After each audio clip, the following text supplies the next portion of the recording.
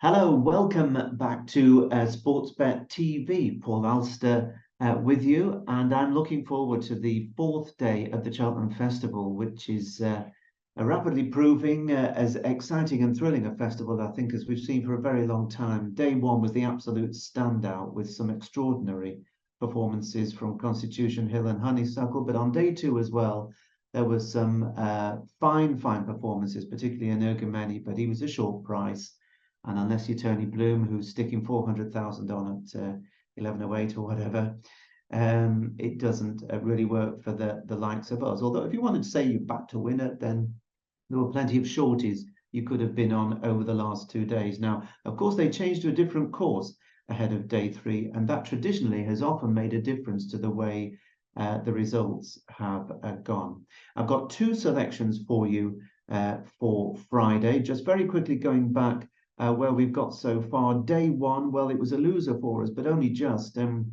We missed out by a short head on the 80-1 place for Gordon Zora on day one, so we were behind after day one. And then yesterday, Epsom Dahu ran really well for us and managed to keep going, just scraping into the sixth place, which is what was paying each way at 20-1. So that gave us a profit yesterday. Still overall, we're a little bit behind, but hopefully we're playing catch up and we'll look to a little bit more luck this time. First of all, this is being recorded on Thursday at about 11:15. So I don't know what's happened to our two selections for Thursday, but what I do know is I've got a couple for you for Friday.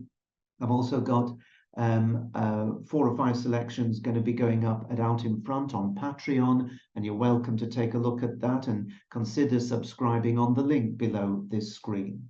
I'm taking you first then for the Friday racing, day 4, the final day at Cheltenham, to the 2:10 race, the 2 mile 1 furlong county handicap hurdle. It is always a cavalry charge and is always a very big puzzle. Now, so many tipsters, I'm sure if they were given just 2 chances on a day at Cheltenham, they'd be looking to tip you something in the stakes races, you know, something like maybe the Gold Cup or the Triumph Hurdle, where the Brits are going to be 33-1 bar, the Brits, which is unbelievable. A British horse, none of them less than 33-1 in the Triumph Hurdle. But anyway, Willie Mullins will probably win that. I'd like to go in at the deep end, as you know, looking for big prices in handicaps. And at the time of writing, the Emmett Mullins trained Filey Bay is a favourite for this county handicap hurdle on the back of a very good second to Hook and Risk last time out in the Betfair hurdle. They both go here. My concern is the form of the Emmett Mullins stable. They haven't run very well, his horses, in the last week or two.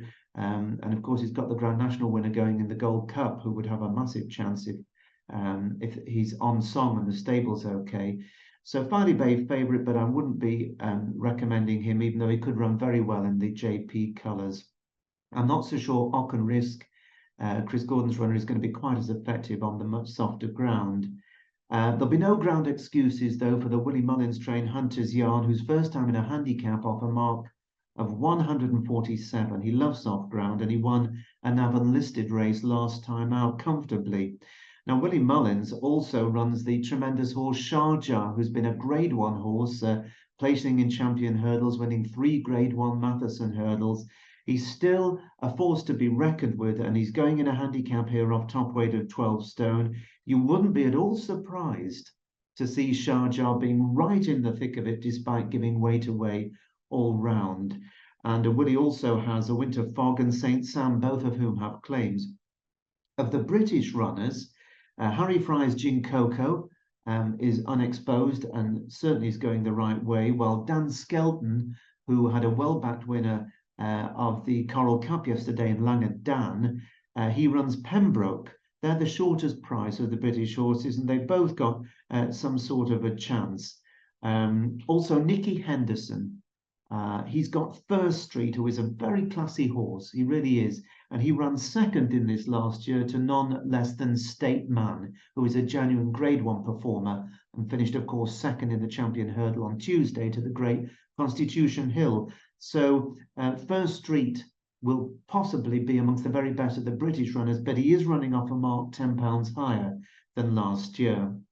Now, I fancy two in the race, and as I've been doing throughout the week, I'm offering one at Out in Front for clients there on the subscription service and one here. And that one at Sportsbet, I fancy them both equally, by the way.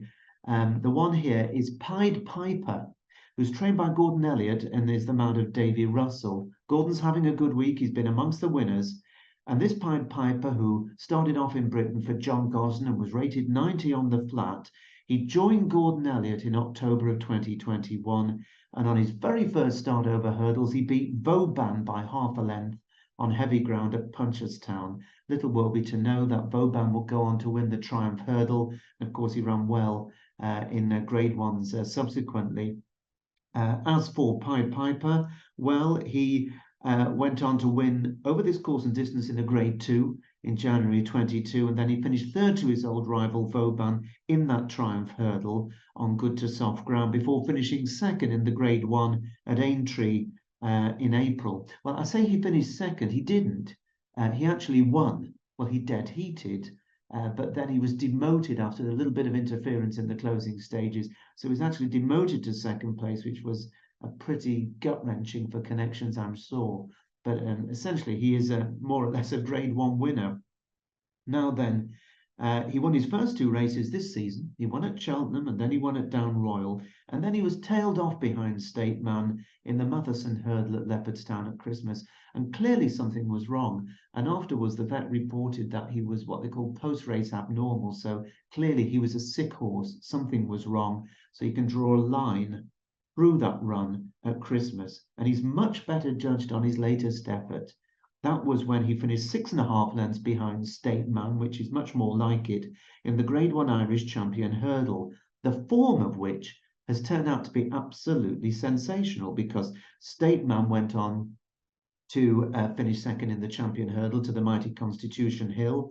Honeysuckle, who finished second in the Irish Champion Hurdle, went on and had that incredibly emotional win under Rachel in the Mares Hurdle. Vauban, of course, has run very well in the race as well. And Zana here also ran very well in the Champion Hurdle. So really, Pied Piper's form is that of a Champion Hurdle contender. And he's only a 5-year-old.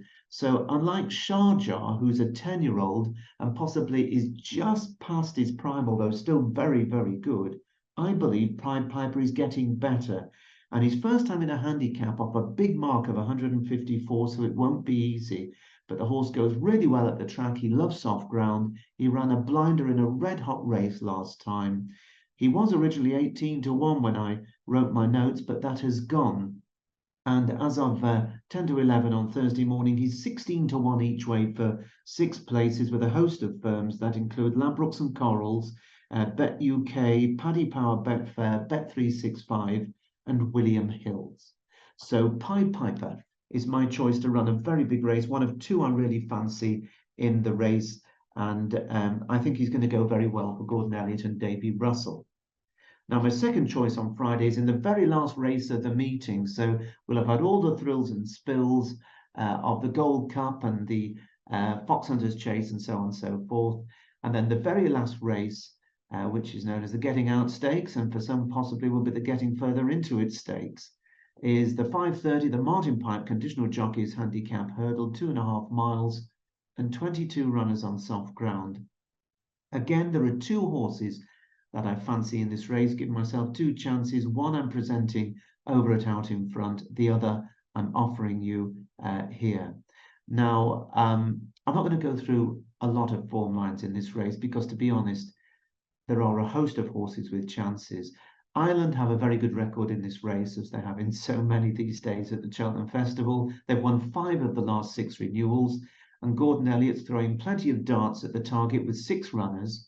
The best of them could be Imagine, who's the shortest priced in the market. He was second in a listed race at Navan over 2 miles last time. He's also got Cool Survivor, who was 4th in a 2 3/4 mile Grade 1 at Leopardstown last time out and has got a handicap mark of 140. So those are 2 of Gordon Elliott's better chances, while Willie Mullins has 3.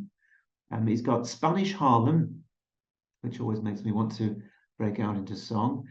He was a marginal 9-2 favourite after his narrow defeat when he was odds on at Thurles over 2.5 miles last time out. But he's just got 11 stone 2, and he's also got the added bonus of Michael O'Sullivan riding. Now, of course, this is a race for conditional jockeys. Most of them are good, some of them are very good, but Michael O'Sullivan, with that double on day one, showed that he's exceptional, so he will be an asset to Spanish Harlem.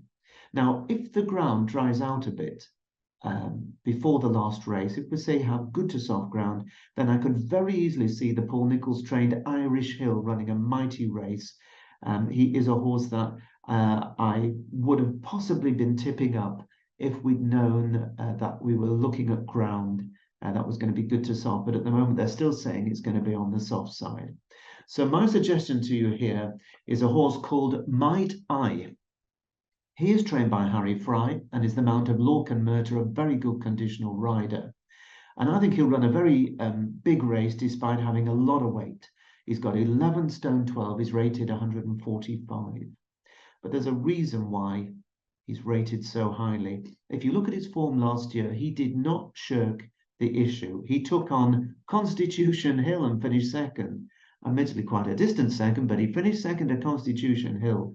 He was third to John Bon in a very good race as well. Then in Aintree in April, he was second to Three Stripe Life in a grade 1 over 2.5 miles, showing that he stays this trip.